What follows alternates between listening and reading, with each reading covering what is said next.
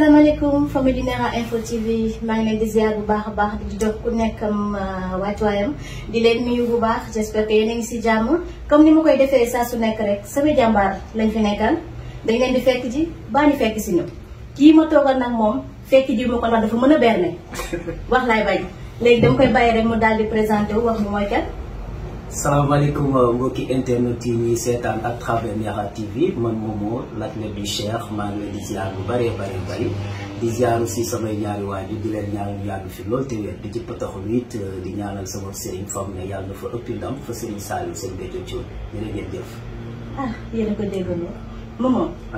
dañ la yàgg a dégg nga yor drapeau yàggul dara jàmbur ñëw ne kii ngeen war a invité. man ko kii ngay wax de si kër gi la bokk. moo tax sa toogaay tey. sans plus tarder dañ lay laaj lan moo waral athlète bi. waaw sa question tout d'abord balaa ma ciy pëtaxlu rek damay profité waale di jaale waaw suñu desee mbokki athlète bi nga xamante ni def na lu ne ci réew bi. muy Ken Ndoye yaakaar naa muy ñun nouveau yeeg ak ñi yàgg ñëpp xam nañ ko. ñu ngi ñaan fa mu nekk ca àjjana doon fi daw siw waaw léegi côté waaw athlétisme bi mën naa ne waaw tout d'abord. kii passion la ci man. waaw ndax dama juddu sam papa athlète la woon xam naa sûrement bu gisee émission bi tamit dina ci xàmmee boppam. ndax dañu daan nettali lorsqu'il était jeune da doon pratiquer athlète au sein des collèges et tout mu ma nekkoon na ku man daw nag. koo xamante ni macha allah boo ko gisaan nee na ay 800 mètres la daan daw et 1500 mètres. voilà léegi par la suite amour boobu laa judduwaale ma daan gis ni bu ma nekkee école. waaw côté EPS ni buñ daan kii note toujours je me sortirai avec donc 20 sur 20 buñ daan def ay endurance je me suis toujours classé premier donc après waaw ma ni pourquoi pas waaw du ma tenté defi ko dem ci léegi par la suite sama benn cousin donc maa ngi koy nuyu sax à travers votre chaîne Nera TV muy Jibi Gassama tey nee naa bu ma devenir un athlète aussi c'est grâce à lui moo ma jàpp ci loxo daanaka boobu ba may nekk athlétisme ba ma koy def j'avais déjà l'âge de 7 ans mais ba ma ci gën a dugg dëgg fekk xaw naa dëgër nag am na ay 12 ans mën naa ko wax ci la pratiquer à Duc mu yóbbu ma ba Duc boole maak de passage waaw coach yi maa ngi leen di ziar baax muy Christophe ak Libas ma dem def ay test macha allah donc ils m'ont commencé par des tests j'ai commencé par les courses de 800 mètres je me suis sorti bien avec aussi 1500 par la suite ñu xam ni samay capacité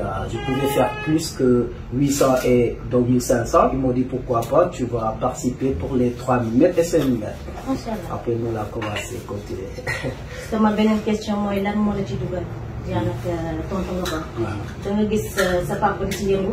nga am cofeel boobu noonu. nga nekk école mu doon loo xamante ni feeñ na ba ñëpp di ko waxtaanee. moo tax nga dugg ci. macha allah lan mooy sa parcours au Sénégal. sama parcours au Sénégal mën naa ne xaw na yàgg xaw na bañ a yàgg ndax bu ma calculer donc dama voyager très tôt. macha allah yàlla dimbali na ma man samay 17 ans 18 ans je l'ai passé à l'étranger.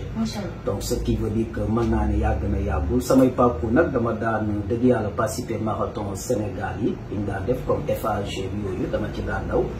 en même temps aussi suñu compétition yi daan def locaux yi. dama ci daan participer jamono yooyu noonu maa ngi daan daw ay 800 après ma daan kii na compétir ci 3000 mètres yi am na yu ñu daan def ay Mbour dama daan dem. am na bu ñu defoon Fatick aussi boobu tamit dem naa ci je pense que yooyu c'était vers les années donc si je me trompe pas vers les années 2015 donc 2014. macha allah parce que foofu moo nekkoon sama dernière waaw cursus boo xamante ne waaw def naa ko en kii Sénégal quoi ci côté athlétisme mais nag à l'étranger fii nag laa ëpp ñu ma compétir voilà ak tam yeneen dëkk yi aussi. loolu lay waral ma laaj la pourquoi le Maroc tax nga choisir le Maroc. alors pourquoi le Maroc dama kii sawar a tontu ndax pourquoi le Maroc déjà man dama nekkoon nit koo xamante ni damay bëgg toujours di chasser man bëgguma di voyager dans l'aventure comme ça man bu may jóg di def dara damay préférer xool le pourquoi ma koy def ak lan laa fay jëlee waaw lan mooy opportunité yu ma fa mën a am ak lan mu ay ji lan la ma mën a jural en retour quoi raison pour laquelle j'ai choisi le Maroc. dama doon toog nii sama gàlle à la Sicap Baobab d'ailleurs je salue tous les personnes de passage xam nga dama daan ñëw bu ma jàngee ba wàcc les samedi vendredi si je kii bu ma liggéeyul kii bu ma jàngul d'autant pour moi damay jël sama machine jamono yooyu jël sama connexion nekk ci kaw étage bi à 2 heures du matin di cate di xool dëkk yi après par la suite j'ai eu waaw benn annonce bu ma gisoon ci benn dëkk bu tudd fii ni Ben Slimane waaw d'ailleurs yàlla def dem naa ba participer seen benn marathon ma ñëw def ay annonce ma gis que le Ben Slimane xam nga Maroc ma tapé gis affaire ma ni c'est intéressant ma contacté leen par la suite ils m'ont approuvé, ils m'ont dit que est-ce que tu es un athlète? Je lui ai dit évidemment je suis un athlète sénégalais, je suis au Sénégal à Dakar, je suis à Duc et tout. Après ils m'ont dit voilà, il n'y a pas de souci. Ma jox leen samay quelques xam nga critères de CV yu ma def. Après ils ont dit il n'y a pas de souci, ce qu'on peut faire pour toi, donc on va pas te donner un billet et tout, vu que voilà, c'est pas assez qui, mais donc si tu veux, tu peux venir au Maroc, pourquoi pas, voilà, la porte est ouverte, tu vas passer juste des tests, on va voir qu'est-ce que ça va donner. Je lui ai dit ok, il n'y a pas de souci. Par la suite, qu'il a commencé di def démarche yi, mais ba ma demee def démarche yi, comme j'avais une licence, je pouvais pas quitter le club sans pour autant que man ndax licence bi ma amoon comme licence reconnue par la fédération sénégalaise d'athlétisme. Donc il fallait chaque année je dois renouveler, même si c'était à long terme 10 ans, mais chaque année je dois renouveler. Léegi ci laa dem wax ko ndeysaan Christophe ma ne ko am naa benn club bu ñu ma proposé au Maroc, pourquoi pas ma dem xool. Ñu ne ma mais est-ce que yow sa licence bi il faut nga xaar ndax chaque mois de mars laa doon war a renouveler. Man boobu c'était, je pense que c'était vers ay mois d'août, donc il restait beaucoup, voilà, donc c'était pas du tout évident. Après ci lañ ma ne donc ça sera pas du tout donc possible, donc soit da ngay toog wala kii ne mënoo dem. Ma ne leen ok, y a pas de souci. Jamono yooyu nag ci laa dem ci sama sëriñ sëñ Béthio Thioune. li may wax sa jour tey bu ma egsee tey fi ma egsi moom moo tax. moo waral l'athlète du Cheikh. moo waral l'athlète du Cheikh d'ailleurs bu moo ko fësal. moom moo exigé les cantakoon aussi ñu may woy l'athlète du Cheikh. Donc c'est pas un nom que je me suis créé toute seule, c'est grâce à Serigne Béthio et il a exigé ça. ñi may seetaan cantakoon yi mag yi xam nañ li may wax. Donc après ci laa dem ci moom ziar ko ma ne ko ah Thioune ñu ngi lay ziar.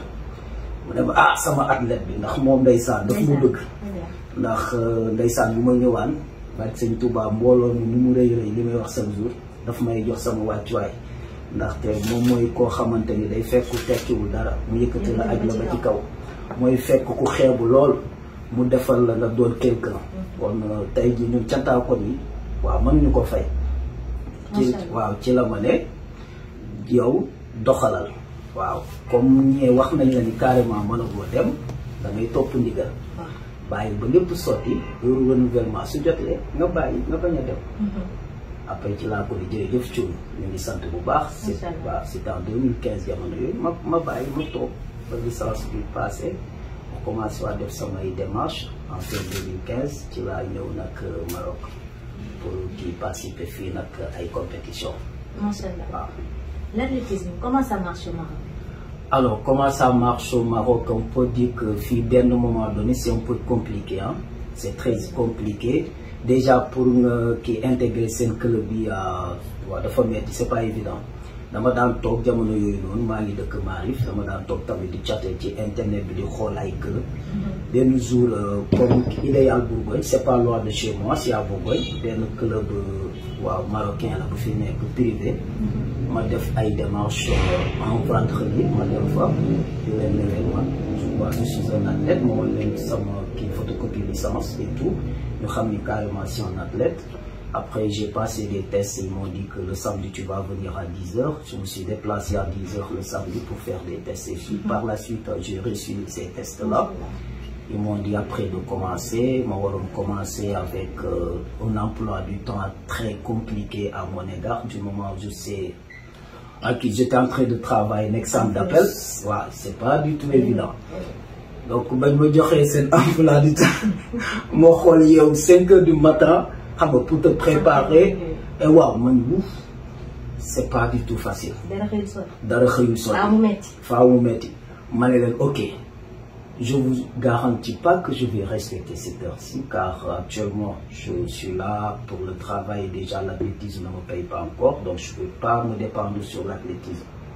Après qu'il a jékki-jékki ñu ma ne leen ce que je peux vous assurer est que les mercredis et les samedis matin je vais venir m'entraîner après ñu ne ma ok amul problème may ñëw di entraîner benn moment donné ñu gis ni tamit maa ngi évoluer maa ngi def samay performance et tout ñu ne ma léegi ce qu'on te propose on va te proposer un salaire donc bëgguma tudd salaire bi mais li yàlla xam voilà avec des horaires aussi ñu ne ma tu vas venir ici tu vas respecter comme un athlète normal il faut que tamit li ñu xam ni c'est pas évident que ñun li ñuy def nii ngay liggéey en même temps di daw je te jure tey ñi xam sport déjà ñi ko xam dëgg-dëgg xam nañ ni dangay am benn suivi amoo beneen activité booy def bu dul sport la dafa fiir mënoo ko booleeg dara ni ngay xëyee di liggéey di wàcc noonu nga ko war a xëyee di ko def ndax moom mi dafa am akam surtout hygiène de vie bi waaw cadre de vie bi ngay évoluer aussi c'est très important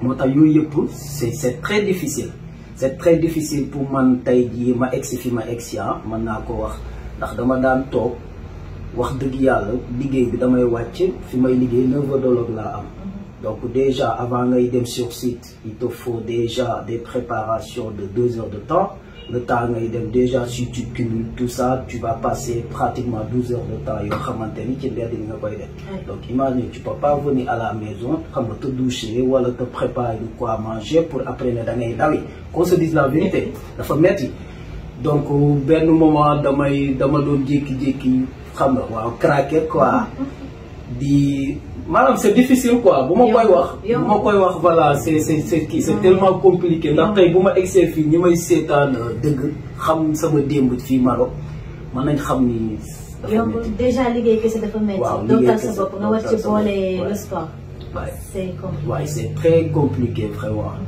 Momo est-ce que am nga bourse wala de l'aide venant du Sénégal venant du Sénégal mën naa ne amaguma ko bu njëkk de passage maa ngi saluer Massamba Sarr mu fi nekkoon d'ailleurs des fois moo ma daan jàppale ci certains marathons amoon na benn marathon boo xamante ni waa CCA sa ñoo ko organisé woon donc il voulait un athlète sénégalais qui devait passer pour représenter le Sénégal automatiquement ils se sont déplacés au consulat par la suite mu jox leen sama numéro ne leen carrément j'ai un athlète sénégalais qui est là, qui fait tous les marathons internationaux. Quand je précise, je ne cours pas pour les marathons locaux.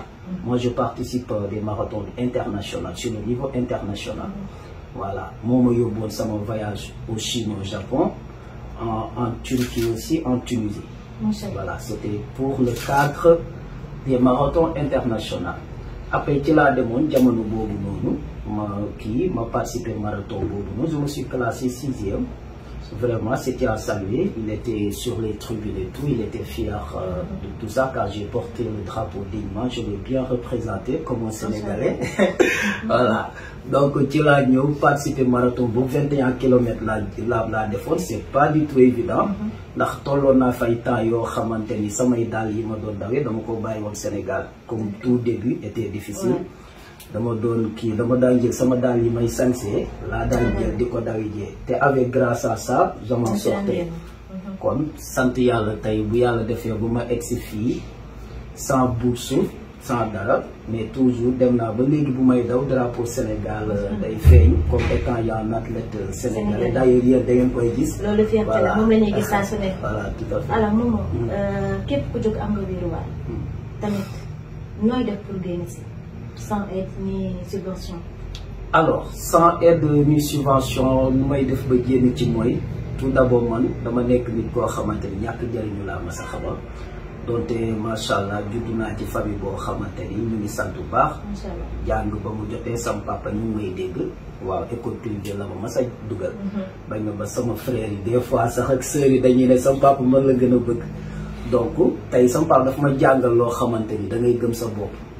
nit tey loo am yaa ko moomal sa bopp ndax man damay defaale ay business donc macha allah déjà li ma sol yi kaw ak suuf 100% Zara la xanaa waaw pour ne pas faire foofu laa doon bëgg a jaar Momo daw moo la fi indi nga ñëw nekk ci liggéey bi Momo yaa ngi sañseel marque boobu le Momo nu fa demee noonu tamit non c'est parce que li ngay wax ni xam nga saakol la question voilà saakol ndax déjà bourse bi waaw mën naa ne loolu tey mooy tax samay petit business yooyu noonu voilà di ko fat ndax man dama nekk nit ko xam ne comme tey jii état bi peut-être xam nga ñoom tey comme classé bu ma premier et deuxième donc il peut pas se focaliser sur ma personne donc raison pour laquelle ma ne attends lii man d'ailleurs man déjà dama ko bëgg du ma xaar maanaam ko ma dimbali mais man damay dimbali sa bopp ku ci mën a ñëw tamit nga ñëw voilà loolu nag moo ma dugal Zara boobu loolu Momo Inter 12 métiers waaw loolu daal la demee Momo actuellement est-ce qu'il y a des compétitions en préparation? Tout à fait, beaucoup de préparation des compétitions sur l'international, sur national aussi ici au Maroc. D'ailleurs, à partir du 26 février, Inch'Allah, amna ben qui marathon à Insiba pour les 10 km. Mais xamaguma ni dinaa ci participer ou pas vu que sama licence d'ailleurs voilà maa ngi saluer monsieur Diba de passage sànq rek ndeysaan mu ngi woo benn waay bu baax pour ñu xool nu muy renouveler sama licence professionnelle mu gaaw moo mën a participer ci yeneen compétition yi donc déjà maa ngi ko ci saluer bu baax vraiment li ñu def noonu acte de citoyenneté la waaw donc am na tamit yoo xamante ni war naa ko kii ni participer maa ngi xool yoo xam ne tamit c'est le Chine et au Japon maa ngi xool comment je peux faire aussi pour y participer car maintenant je peux plus me focaliser sur le marathon international et au Maroc. Déjà il y a un calendrier chargé à partir du mois de mars, le 12 mars aussi prochain au complexe Mohamed V Amna Boufawara Am. Mais actuellement je me suis focalisé sur le semi-marathon en commençant par les 21 km, les 35 km. Donc pour le moment, Maroc, le territoire marocain voilà. Pour le moment, Maroc l'a né comme mais dans nos en 2018 avant le Covid dans nos samay collègues sax yi may seetaan xam nañ ko dama daan dem am na marathon boo xamante ni c'était au Chine et au Japon. J'étais parti là-bas, oui, j'ai été je peux dire j'ai fait même là-bas un mois. Donc def naa fa ay compétition yoo xamante ni 6 événements la mais ay 21 kilomètres la woon c'était pas du tout facile et tout mais je m'en suis sorti bien waaw. L'athlète du cher, fan de l'unité. Alors Momo, quel conseil tu donnes aux athlètes qui sont au Sénégal? Waaw seen dëgg yàlla conseil yi may jox athlètes yi mooy bu ñu décourager bu ñu xaaragum dara ci état ndax nit ku ne yow déjà état na yow nit ki rek yow tu te considères comme un état donc man li may wax chaque jour avant ngay def dara yow dis-toi man qu'est-ce que je peux faire pour mon pays. D'accord. On ne peut pas attendre tout de son pays. Malgré dont on est des porteurs de voix aujourd'hui, on est des personnes sportives, donc tey jii ñun de valeur bi ñu am macha allah néew na ñu bari ñu ko am. ndax nga représenter sa drapeau c'est une fierté.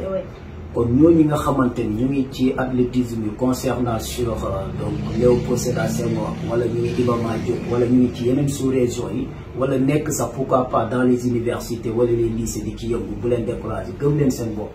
xam ni waaw tout début est difficile mais bu ngeen gëmee seen bopp rek di ngeen ci génn quoi incha allah. macha allah damay dégg ñu naan yenul yéen bi ma daal di lay jàppale moo si yow.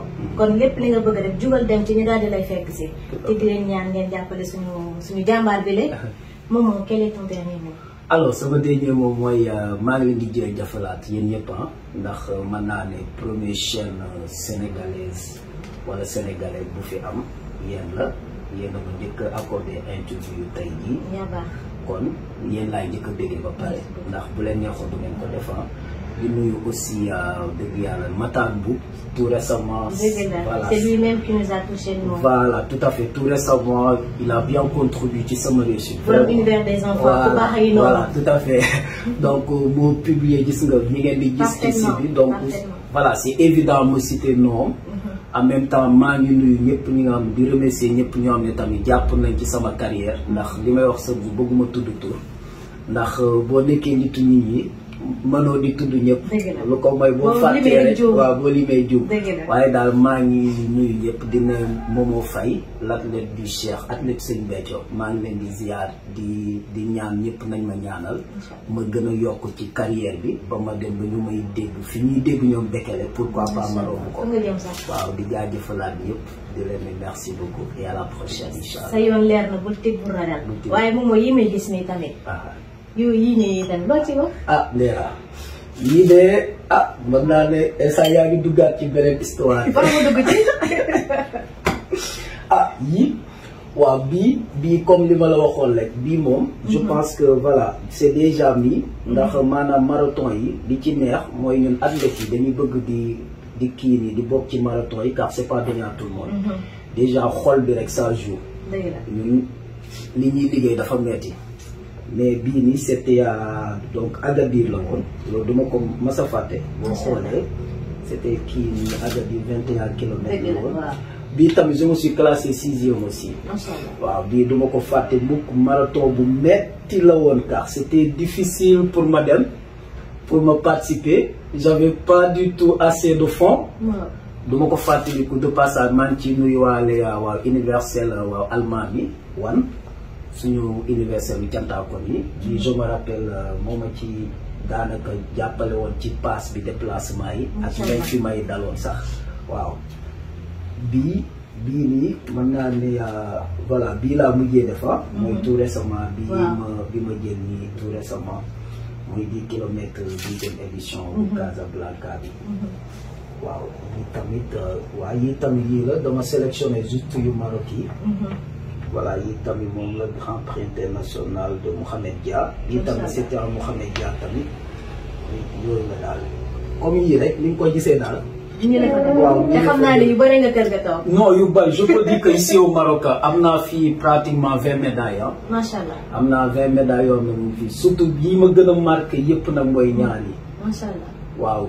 ndax bii nii c'était les 15 kilomètres de Bouskoura. d'ailleurs ñoom fii ñëpp xam nañ ko mooy le marathon le plus suivi daanaka ci marathon ya waaye fii nii c'était aussi mois de mars bi tamit waaw metti woon na 21 kilomètres la woon c'était très dur ces moments-là. ndax 2018 daal mën naa ni 2018 2017 c'était très compliqué ci athlétisme bi c'est pas comme maintenant nga xamante ni macha allah. je m'en sors un peu. alhamdulilah yal na yokk yal na yokk ba nga yëg ko. ñi la wër tamit daal di koy yëg ñoom it. waaw bii tamit moom bii tam anecdote la. macha allah bii c'était en 2017. bii d'ailleurs ma Samba Sarr dem naa bureau ndeysaan ba mu recevoir ma ba ma won ko kii boobu tam kii 4e laa jëloon moom la ñu aggravé nii. xam nga 21 kilomètres la woon. bii nii benn éthiopien moo ma gagné. d'accord donc j'ai vu passer l'argent comme ça. je te jure dama doon jooy ndax j'avais tellement de projets à ça. voilà donc bii tamit c'était Bouskoura aussi 21 kilomètres aussi. tout cela j'avais de bons primes et tout avec des bons classements sur le niveau international. macha allah moom. di la ñaanal fi nga jëm doon leer rek. te avancé bu la dara baare incha allah rabbi. nii laa koy defee saa su nekk. c'était Momo Linter l'athlète du Cheikh. ku ñu war a jàppale la mu jëm ci kanam. nit ku baax nit ku woyof. waaye nag dama lay merewaat boo ñu invité waatu ci yeneen compétition yi. la dernière fois laaj naa la nga ne ma non je veux pas déplacer les personnes à 5 heures du matin. li ko jar rek moo ko jar.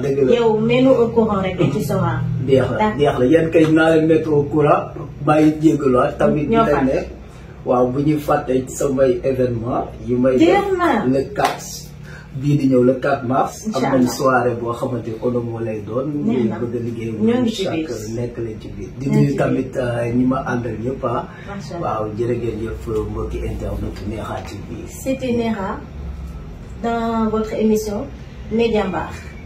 C'était Mamadou Faye. Merci beaucoup, à la prochaine.